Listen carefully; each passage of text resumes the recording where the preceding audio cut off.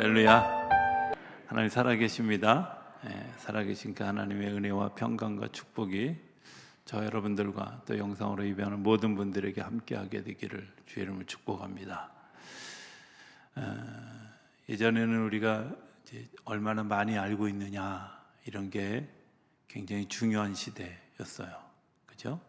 우리가 사순절을 지나는 동안에 제가 4차 산업시대에 하는 주기도문에 대한 얘기를 하고 있는 것을 기억해 주셨으면 좋겠습니다. 그런데 요즘은 얼마나 많이 알고 있느냐가 별로 그렇게 자랑스럽지 않은 세상이 됐어요. 왜냐하면 내가 아무리 많이 알고 있어도 네이버나 구글보다 많이 알고 있지 않잖아요. 요즘은 많은 것을 누가 가지고 있느냐, 많은 지식을 가지고 있느냐보다 더 중요한 것이 뭐냐, 그것은 어떻게 질문할 줄 아느냐 하는 거예요. 검색에 그냥 뭘 이렇게 딱 치면 답이 나오지만 내가 요구한 것을 얻는 답을 구하는 것은 내가 생각하고 또 연구해서 내가 의도한 답을, 내가 궁금해하는 것들을 얻을 수 있는 질문의 기술이 굉장히 필요해진 세상이 되어졌습니다. 그래서 무엇을 더 많이 기억하고 있느냐보다 훨씬 중요한 일들은 뭐냐? 어떻게 질문할 줄 아느냐? 어떻게? 그렇게 생각해 보면 교회 예배도 사실은 좀 변해야 된다고 생각해요. 내가 참여하는 예배, 내가 함께하는 예배, 이런 것들이 바뀌어져야 돼요. 생각 같아서는 수요일 성경 강해 뭐 이런 시간은 그냥 이렇게 마이크 들고 앞에 가가지고 마치 토크쇼 하듯이 그렇게 앞에 서서 설명하고 여러분들이 질문하고 질문에 대해서 답변 듣고 뭐 이러면서 이렇게 성경 강해를 하면 더 좋지 않을까. 그리고 그런 일들을 통해 더 능동적으로 우리의 삶이 바뀌게 되어지지 않을까. 앞으로 4차 산업시대의 예배는 아마 그렇게 발전해 갈지도 모르겠습니다. 어찌되었든 중요한 것은 이 4차 산업시대에는 능동적인 것들이, 그리고 능동적인 삶이 우리의 삶을 바꿔가는 또 다른 계기가 되어질 것이다, 이런 생각을 하게 됩니다. 그런데 그 검색을 이렇게 하다 보면 그 사람이 어떤 성향의 사람인지를 분석해가는 소위 빅데이터라고 하는 것이 있습니다. 그건 그 사람이 뭘 관심 가지고 있고 어디 자주 가고 뭐 이런 사람의 전체적인 것들을 다 종합해서 분석해가지고 그 사람이 어떤 사람이다 뭐 이런 거를 이렇게 수치화하고 자료화하는 일들을 빅데이터라고.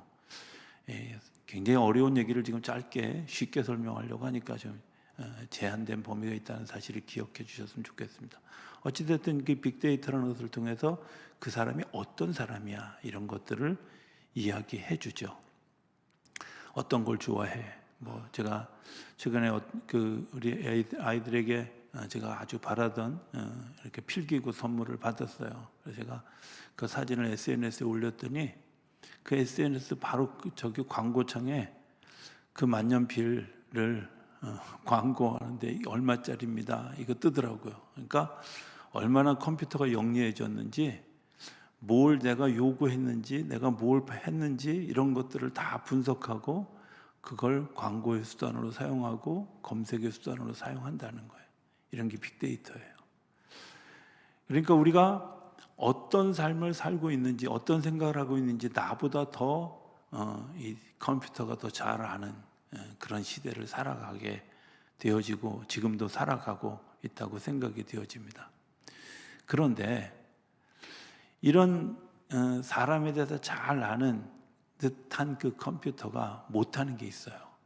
그게 뭐냐면 글, 말 이런 것들이 사람과 사람의 소통 수단이 되어지면서 사람의 눈빛, 사람의 작은 움직임, 작은 변화, 소위 비지시적 언어가 우리 안에서 몸으로 말하는 언어, 행동으로 말하는 언어 이런 것들이 잘 전달되어지지 않는 것 때문에 사람과 사람과의 관계가 객관적 대화는 되어지지만 깊이 있는 관심, 깊이 있는 그런 대화가 이루어지지 못할 위험성이 4차 산업시대에 있다는 거예요. 여러분들 그런 경험 없으신가요? 뭐 서로 무슨 얘기를 하다가 카톡으로 열심히 주고받다가요, 아 이거 안 되겠어, 우리 만나서 얘기합시다. 네, 그렇죠? 그거는 이것만으로도 부족하다는 거예요. 그런데 점점 이것이 상용화되어지면서 사람과 사람 사이에 깊은 어떤 인격적 관계가 이루어지지 않고 아주 피상적이고 그리고 사무적인 그런 대화만 오고 가서 사람을 아는데 그 사람에 대해서는 알지만 그 사람을 모르는 일들을 겪게 되죠. 인간이 신앙생활하면서 하나님에 관해서 about God은 있는데 God에 대해서 모르는 거죠. 하나님을 모르는 거예요.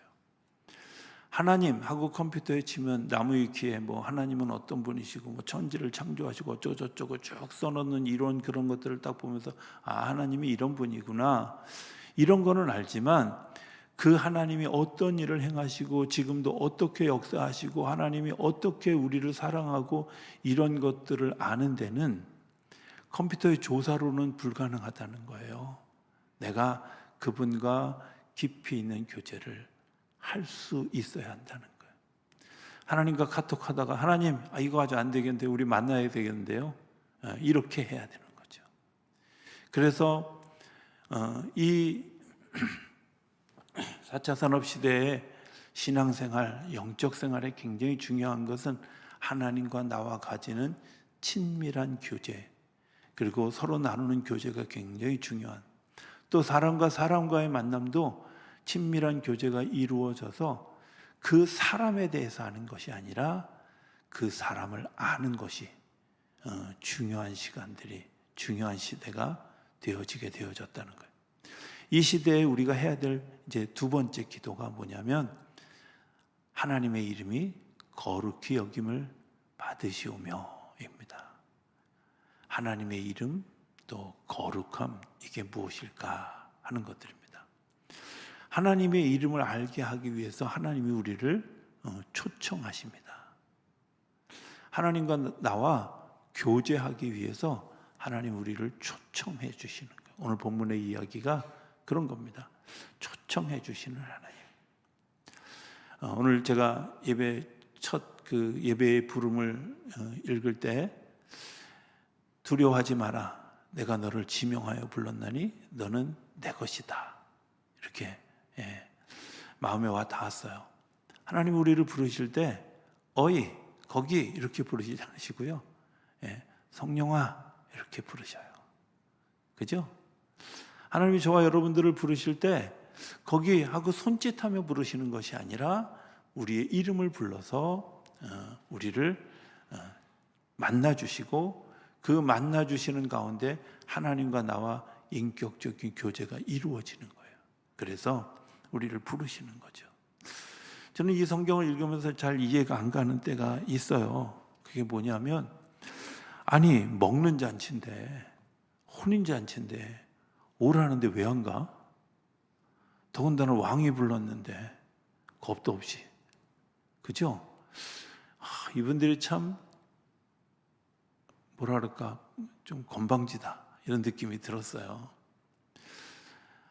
왕이 혼인잔치를 베풀어서 사람들을 초청했어요. 사람들을 초청했는데 오기를 싫어해요. 그래서 한 번 더 뭐라고 얘기하냐면 4절에 보면 내가 오찬을 준비했습니다. 나의 소와 살찐 짐승을 잡고 모든 것을 갖추었으니 혼인잔치에 오십시오. 그러니까 구체적으로 디테일하게 우리를 부르시는 거예요.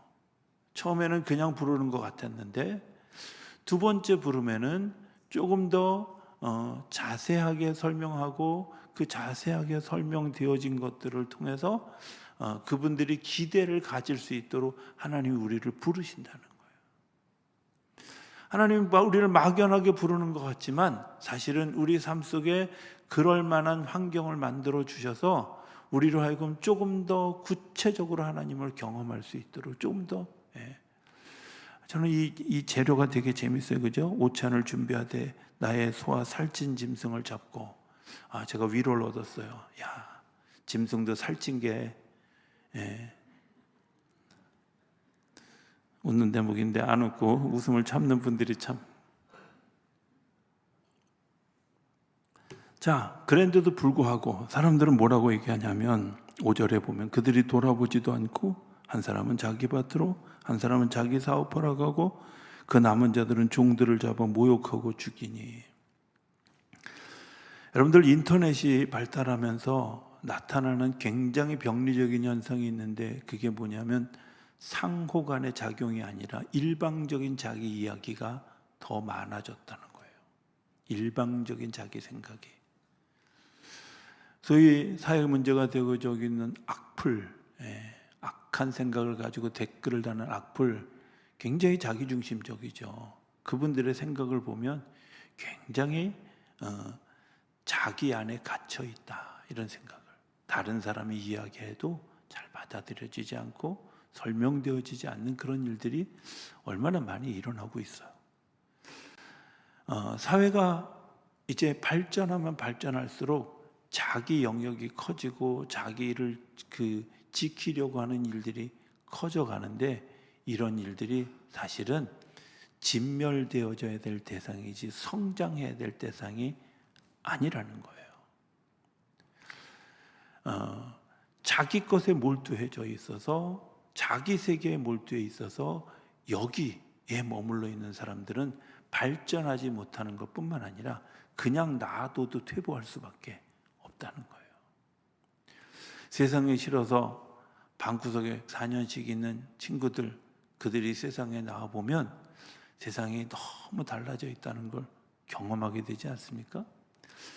군대 2년 3개월을 다녀오고 나니까요, 세상이 너무 변했더라고요. 엄청나게 변했더라고요. 들어갔던 시대와 나왔던 시대가 너무 달랐던 것을 제가 경험하게 돼요. 그런 거죠. 내 자리에 머물러 있는 사람은 굳이 진멸하지 않아도 스스로 넘어지고 스스로. 신앙생활도 내 삶을 살아가는 삶의 문제도 내가 이 앞의 시대를 향해서 한 걸음 한 걸음을 내딛어야지 여기에 머물러 있으면 우리는 곧 진멸되어질 수밖에 없다는 거예요. 그래서 하나님 우리를 자꾸 부르시는 거죠. 구체적인 이야기를 하면서 우리를 부르셔요. 자, 여기서 끝났느냐? 다시 8절에 보면 이에 종들에게 이르되 혼인잔치는 준비되었으나 청한 사람들은 합당하지 아니하니 네 거리 길에 가서 사람을 만나는 대로 혼인잔치에 청하여 오라.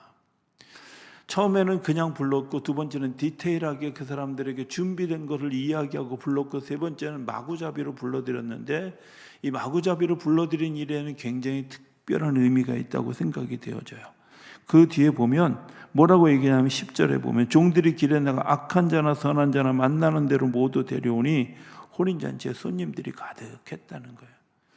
여러분들 오늘 우리가 이런 시대에 살아가고 있지 않아요? 악한 자나 선한 자나 모두 다 오십시오. 그런데 중요한 것이 있습니다. 하나님이 우리에게 이야기합니다. 모두 다 오라. 전부 다 오라. 누구나 다 오라. 이렇게 이야기합니다. 그리고 그것 때문에 때로는 세상 사람들이 교회를 바라보면서 교회의 일부 이기적이고 일부 좀 자기중심적이고 이런, 그래서 일탈하는 사람들, 좀 잘못된 길을 걸어가는 사람들을 향해서 손가락질합니다. 그런데 그런 일들이 있을지라도 하나님은 우리를 모두 하나님의 전으로, 하나님의 예배하는 곳으로, 하나님을 만날 수 있는 곳으로 우리를 부르셔요. 악한 자든 선한 자든 상관없이. 그리고 난 다음에 임금님이 그 속에 오실 때에 어떤 일들이 일어났냐면 이렇게 얘기합니다. 임금이 손님들을 보러 들어올 때 거기서 예복 입지 않은 한 사람을 보고 어찌하여 예복을 입지 않고 여기 들어왔느냐? 아무 말도 못했다는 거예요. 예복을 입었다는 말은 바꿔 얘기하면 내가 하나님을 하나님으로 인정하고 그 하나님의 규율에 내가 따라가는 거죠. 하나님을 하나님으로 인정하는 거예요. 하나님의 권위를 인정하고 하나님의 하시는 일들을 인정하고 내가 그 일들을 같이 따라하는 일이죠. 신앙생활하면서 굉장히 중요한 것이 있는데 우리가 하나님에 관하여서 알면 어떤 일들이 생기냐? 하나님하고 나하고 별로 상관없어요. 그냥 객관적으로 알고 있는 거예요. 그분하고 교제도 필요 없고요. 그냥 내가 하나님 알아, 내가 성경 알아, 내가 성경을 좀 아는데 말이야. 그런데 그 성경이 나를 구원해 주지 못하고 그 성경이 나를 변화시키지 못하고 그 성경이 나를 축복하지도 못하게 돼요. 왜? 하나님에 관하여 아는 거예요. 하나님은 천지를 창조하신 분이에요. 네, 그건 하나님에 관하여 아는 거고요. 하나님을 아는 것은 천지를 창조하신 그 하나님이 나의 하나님입니다라고 고백하는 것이 그게 하나님을 아는 거예요. 그래서 하나님은 우리 가운데 역사하시면서 어떻게 여호와 일의 하나님으로, 여호와 니시의 하나님으로, 여호와 샬롬의 하나님으로, 여호와 라파의 하나님으로 우리 가운데 오시는 거예요. 그거는 그 사람들이 하나님을 경험한 사람들이에요. 아브라함이 자기 아들을 제사 지내려고 이제 모리아산으로 올라가면서 아들이 질문합니다. 아버지, 장작도 있고 불도 있고 다 있는데 하나 없는 게 있네요. 뭔데? 그랬더니 드려질 짐승이 없네요. 아브라함이 이렇게 대답합니다. 하나님이 준비해 두셨어. 차마 너야 이렇게 얘기할 수 없으니까 이렇게 이야기했지만 하나님이 이미 그들이 산에 오르기 전에 양 한 마리가 나뭇가지에 걸려서 그곳에서 준비하고 계셨다는 거예요. 그 자리에 간 사람만, 내가 하나님의 명령을 따라서 그 자리에 걸어간 사람, 그 현실의 자리에 내가 걸어간 사람만 뭘 볼 수 있어요? 준비해 주신 하나님을 만나는 거예요. 여호와 이레를 우리가 이론으로 아는 사람은 그래 하나님께서 준비해 주셔. 그런데 한 발자국도 앞으로 나가지 않으려고 그래요. 왜? 두려워서, 염려스러워서. 그러나 여호와 일의 하나님을 경험했던 경험이 분명한 사람은 어떻게 해요? 하나님이 준비해 주실 걸 믿고, 준비해 주시는 줄로 믿고 그 걸음을 걸어가게 되어주는 줄로 믿습니다. 그게 내가 하나님의 이름을 아는 거예요. 주님이 나를 아는 것처럼 나도 주님을 아는 일이 중요한데, 내가 그 여호와 일의 하나님을 알기 때문에 나는 준비되어지지 않고, 나는 정말 부족하고 때로는 내가 정말 혹독한 일들을 경험해야 되는 그런 상황 가운데 있을지라도 두려워하지 않고 걸어갈 수 있게 하시는 것은 맞아요. 여호와 일의 하나님을 내가 마음으로 고백하고 인정할 때. 여호와 니시 하나님은 어때요? 아말렉 족속이요, 이스라엘 백성들을 치려고 그리고 달려왔어요. 여러분들, 전쟁을 일으키는 사람들은 준비되어진 사람들입니다. 싸움을 거는 사람들은 이길 자신이 있어서 하는 겁니다. 이길 자신이 있어서 덤벼든 그 아말렉 족속들, 그 반면에 이스라엘 백성들은 어떤 사람들이에요? 애굽 땅에서 가나안을 향해서 가면서 그냥 나그네 길을 걸으려고, 그들에게 준비된 건 양식, 은, 금, 그리고 통장 이런 거잖아요. 그들이 싸움 도구를 가져왔겠어요? 기껏해야 가져온 게 그 가나안 땅 좋은 땅이라더라. 거기 가면 농사 지을 농사기구나 정도 들고 나왔는데 아말렉 족속이 쳐들어왔어요. 그들에게 무기도 없어요. 그리고 잘 훈련된 것도 없어요. 그런데 어떻게 이길 수 있을까? 하나님이 이기게 하신다는 거예요. 하나님이 이기게 하신다는 거예요. 오늘 우리가 삶을 살아가면서 더 어마어마한 일들을 겪지만 분명한 것은 여호와 니시를 경험했던 사람들의 특징이 뭐예요? 하나님이 이기게 하실 것입니다. 그러므로 내가 하나님께 의지하고 싸움으로 나아가겠습니다. 그게 여호와 니시 하나님이에요. 내가 병들었습니다. 그러나 나를 치료하시는 여호와 라파의 하나님께서 나를 치료하실 것입니다. 이게 분명한 사람들은 아픈 게 두려운 것이 아니라 불편한 정도죠. 하나님이 우리를 당신의 모습을 계시해 주시고 그것을 알게 하기 위해서 우리를 만남의 자리로 초대해 주시는 거죠. 그 만남이 우리 안에서 이루어질 때 하나님을 아는 놀라운 역사가 일어나게 되어지는 줄로 믿습니다. 거룩히 여김을 받으시오며 라는 대목이 또 나오죠. 거룩하다. 뭐가 거룩한 걸까? 구별된다. 이런 여러 단어를 씁니다. 그런데 거룩하다고 말하는 하나님이 하나님 되어지는 겁니다. 하나님을 가장 잘 나타내어 주었던, 하나님의 나라를 가장 잘 나타내어 주는 그런 구절이 어디냐면 마태복음 5장부터 7장까지 이어지는 산상수훈이에요. 이 산상수훈에서 중요한 세 가지를 얘기합니다. 하나는 온유해라, 하나님 나라를 알기 위해서 너의 시선을 넓혀라, 그리고 그 길을, 좁은 길을 걸어가라. 그리고 얻어지는 열매는 뭐예요? 너희가 하나님을 볼 것이다, 하나님의 나라를 기업으로 받을 것이다, 땅을 차지할 것이다, 다 하나님의 나라의 주인공이 되어질 것이다, 이런 거예요. 그런데 그 말을 조금 더 줄여보면 이런 겁니다. 하나님의 나라에는 사랑이라는 법 외에는 다른 법이 없는 거예요. 사랑하기 위해서 우리가 해야 되는 일이 뭐냐? 사랑의 열매에 얻어지는 너머에 있는 것을 보여요. 분쟁 너머에 있는 사랑의 힘을 보아야 하고, 그리고 이렇게 감싸 주었을 때 되어질 또 다른 열매를 바라볼 때 사랑할 수 있게 되어지는 거거든요. 내가 하나님 앞에서 온전해질 때 사랑할 수 있고, 내가 그 온전한 하나님의 나라를 바라보았을 때 내가 사랑할 수 있고, 그 사랑할 수 있는 길을 걸어가는 길이 뭐예요? 좁은 길이에요. 사랑하는 일이 쉬울까요? 쉽지 않아요. 못 알아줘요. 저는 하나님의 심장이 굉장히 아프실 것이다, 이렇게 생각해요. 왜? 하나님 우리를 짝사랑하셔서. 그죠? 나는 하나님 쳐다도 안 보는데 하나님은요, 우리 한 사람 한 사람을 짝사랑하셔서 그 짝사랑하시는 그런 일들을 하나님이 나타내어 주시는데 어떤 극단적인 방법까지 나타내 주시느냐? 요한복음 3장 16절은 이렇게 얘기합니다. 하나님이 세상을 이처럼 사랑하사, 사랑하셔서, 너무너무 사랑하셔서 어떻게 독생자를 주셨으니. 여러분들, 하나님이 신이 있어야 될 자리는 보이지 않는 자리예요. 하늘 보좌예요. 그거 보좌 버려두고 이 땅에 내려오는 일은 굉장히 파격적인 일입니다.